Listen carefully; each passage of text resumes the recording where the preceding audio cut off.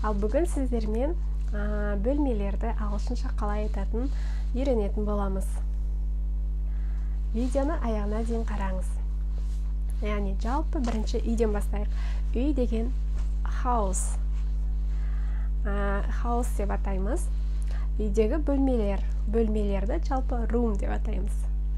Енді әр бөлмеге көбінесе осы room деген сөз жалғанып отырады.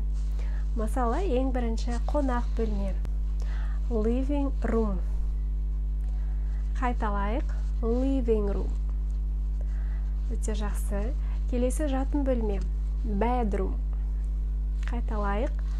Bedroom. Сіздер менімен бірге қайталап отырыңыздар. Сонда жақсы үйренетін боласыздар. Kitchen. Қайталайық. Kitchen. Жақсы.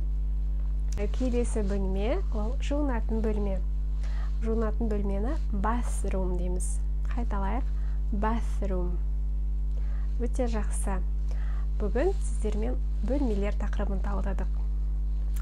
Келесі сабаққа қандай видеолар күтесіздер? Қандай тақырыпта видеолар көргілеріңіз келеді? Комментарийға жазып қалдырыңыздар. Видеоны лайк басып, каналға тіркеліп кетіңіздер. Now, goodbye everyone. See you next time.